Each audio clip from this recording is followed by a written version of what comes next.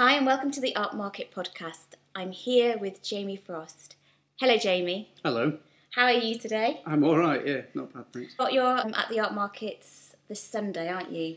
Yes, 6th of November. Yes. Just tell us a little bit about what you do and how you do it, what we're going to expect at the Art Markets this Sunday. I am a sculptor, I suppose, ostensibly, but I make drawings and paintings too, and it's all figurative stuff. I'm very interested in portraiture, so there's probably a bias towards portraiture there too. You'll see wood carving, stone carving, or bronze cast, drawing, a couple of paintings. Yeah, all figurative stuff. Have you always done this? Did you train anywhere? Yeah, I did a degree in sculpture. I trained at Loughborough more years ago than I care to remember now. But yeah, I did a degree in sculpture. It was quite a traditional course. We learnt lots of good old-fashioned sculpture making skills, and we had a foundry there, so we were lucky enough to do that kind of stuff too. Have you always wanted to do that? When you were a child, was that your inspiration? I think I didn't necessarily know I always wanted to be a sculptor, but I certainly wanted to be an artist or some kind of creative person. I remember drawing lots of buildings when I was very young. Really enjoyed, designing buildings basically. So you could have been an architect. Could have been. Lots of other skills involved, which I'm not sure I would have attained quite as quickly. But I could do the pictures. That was all right. Yeah. Yeah. Is that your process then? Do you start off sketching something out first and then work on a solid form, or what's your process? Well, it's nearly all observational now. Yeah, so the drawing and painting is always done directly from the model, and the sculpture from the model where possible, but there's always going to be some element of secondary sources like photographs or drawing. It depends really, it depends what I'm doing. If it's for a commission, then I'd ask somebody to sit for me and I'd take photographs and measurements and make drawings. If it's something of my own, it'll probably change. The sculptures can take quite a long time to make. Yeah. So, for example, I've got something on the go now which has changed gender. Really? Yeah, well, I just met a different model who I much preferred, and I'm fickle like that, so it's become...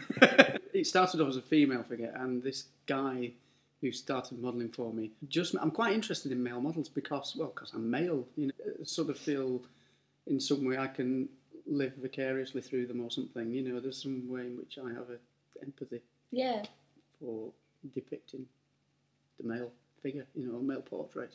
So I thought I'd much prefer to use that guy as the model. So there's no kind of clear process there. And some things are very immediate and just work, and some things like that, you're changing your idea all the time. You've got one of your pieces of the stone one. Explain a little bit about that, because it's quite interesting. That came, actually, yeah. I'd made a sketch. I had this model in, and he had a very sort of... had his arms folded, and he's very kind of... He reminded me of like a classical Greek or Roman sculpture, He's very sort of... he's got very sort of a figure that lends itself to sculpture. And all I did was kind of look at all those things that inspire me in sculpture, like Gian Bologna and Michelangelo, obviously, and the sculptures of theirs that I love, and things I could find out about anatomy to kind of just heighten things in that figure. So it was from a sketch about the size of a postcard that I made. It's folding its arms, and you get that from the actual model. Yeah, that was the pose, and the way it just kind of made the sort of S shape in the back. It kind of putting his hands under his arms, kind of pushes his shoulders out a bit, and and sort of balances his weight so that the small of his back arches back. So it was quite. Yeah. It lent a really nice shape to the torso. Because you don't normally see kind of images of men kind of being inhibited. You normally kind of associate that with the female form in some senses, like that. But it's quite interesting to see it in the male form, because the body language is a sign of he's inhibited in some way. But I suppose that's the great thing about making a piece of work, is that whoever's looking at it kind of has their own interpretation. So. Yeah, and I think you can't be too precious about your own intentions as an artist. I can't, I have ideas when I make something. For me, it means something in particular, but there's no way anybody else will ever get that from it. No. They'll get their own thing from it, so I should enjoy that rather than kind of feeling frustrated about the fact that I'm not expressing something. Yeah. Yeah, no, I understand. I'm quite happy for people to take whatever they want away from something. Yeah, because I think if you do that, if you allow that to happen, then you're creating something else other than what you've already done yourself, and that can then extend to something else. Couldn't it? A bigger exhibition. It makes it a richer piece of work too. If people see things in it you don't, And that includes dislike. You know, sometimes people are really kind of put off by something about your work. I don't think that's a negative thing. Yeah, I think that's brilliant. You know, people can make things that are disgusting, can't they? Yeah. And intend to do it. And if somebody's disgusted by something that I do, which is just a portrait, I find that really fascinating. You know. Yeah. But I think that's good because it's creating a reaction within somebody. You're actually moving them, and if you're moving them, then you're doing something to that. Something's happening then, isn't it? There's a relationship going on between the viewer and the piece of work, and so you've actually done your job then as an artist. You've engaged with somebody on some level, haven't you? Yeah. I much prefer that to people who will just dismiss something. You know. Just go, I could do that. Yeah. Or if people don't like but something, I don't think they want to know people would say why. that about your work, really. Well, I think they do. I think you'd be surprised. So what's the story behind the bronze piece? The reason it's bronze is because I won an award, basically. I made a wood carving and entered that in an exhibition last year down in London, the Royal Society for Portrait Sculptors. I was really pleased to get in and then absolutely blown away to win this award, which was for the best newcomer. And the prize was a bronze casting. Yeah, and the guy from Foundry came over during the show and he was like, oh, great, I can't wait to cast up a wood sculpture. We've never cast any wood before. And I was like, well, I'd like to make something new, if that's all right. And he was fine, he really was fine about it. But so I just made it for that. And again, it's just based on one of the models that comes to the studio. I bet he was really honoured. I guess so, yeah. They gave me the mould as well, so I made some plaster ones and gave him a plaster version of it. Yeah.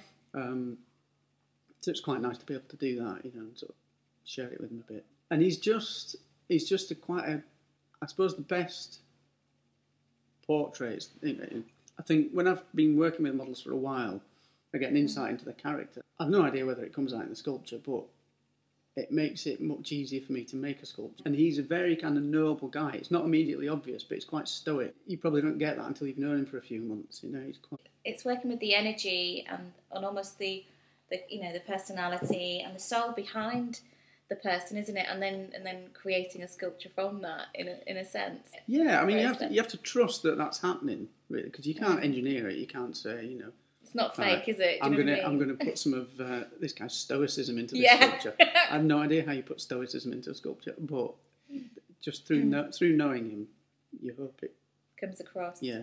What was his reaction to the sculpture? He was really pleased. You know, he was pleased when I finish things. I'll email them out to people or put them on a blog or whatever. And I think he was quite pleased to be the subject of something like that. But he's been in a painting in the National Portrait Gallery.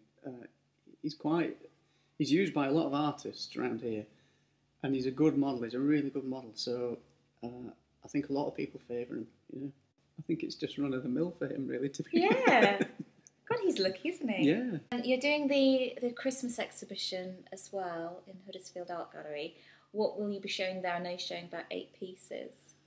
Yeah, I'm not entirely sure. Some of the things that you'll see this weekend will be there, definitely. Mm-hmm. I'm just working. I'm a bit gutted that I haven't finished it for this weekend, but I'm working on a stone portrait, and that'll be there definitely by then.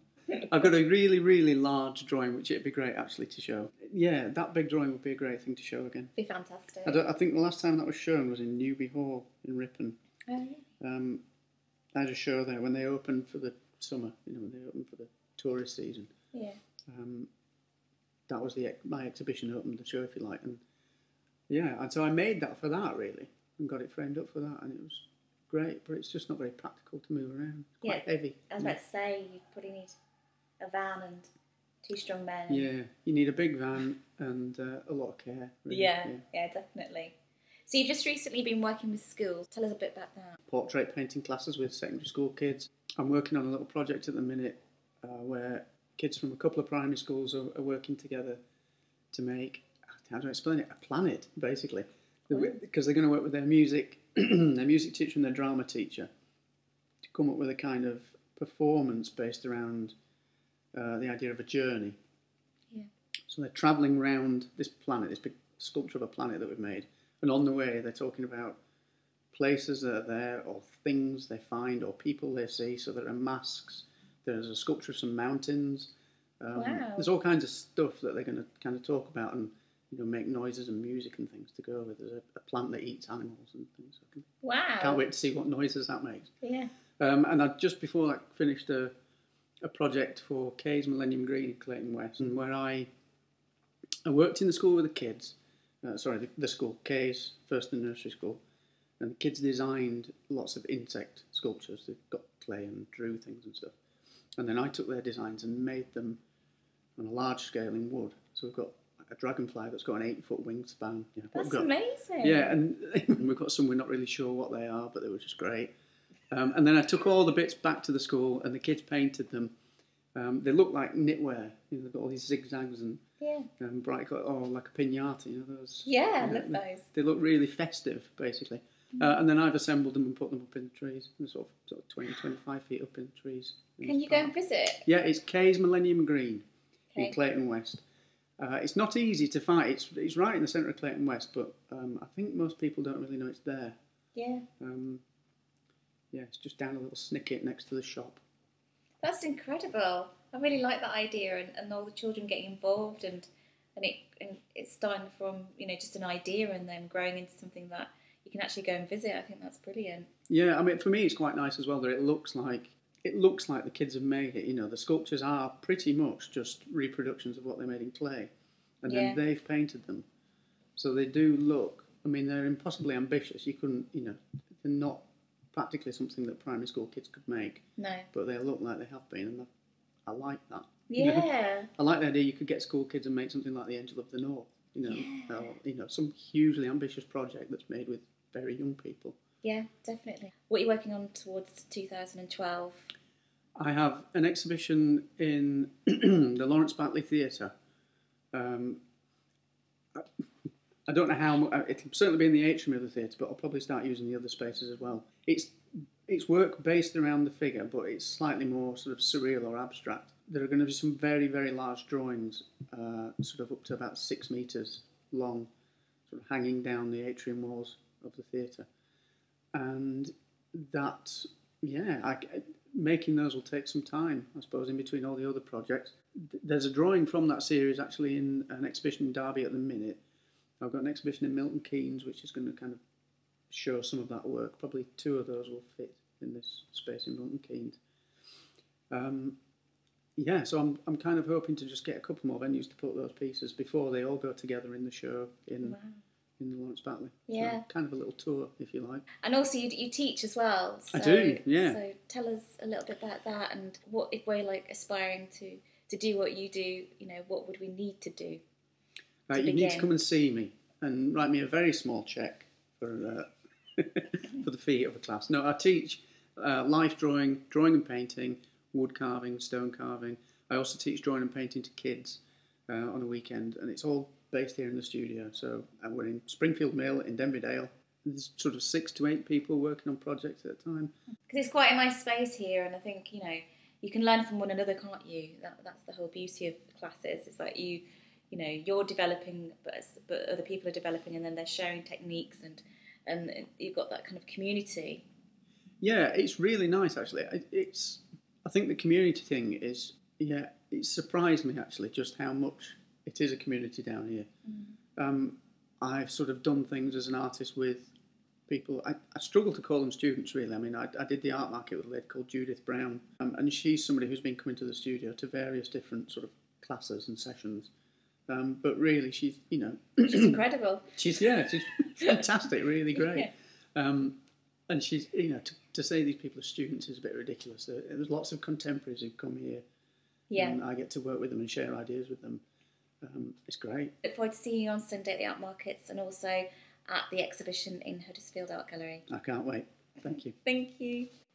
If you would like to know more about the Art Markets, go to www.artmarkets.co.uk. The Art Markets are on the 6th and the 13th of November at Home Firth Indoor Market from 10 o'clock till 4 o'clock.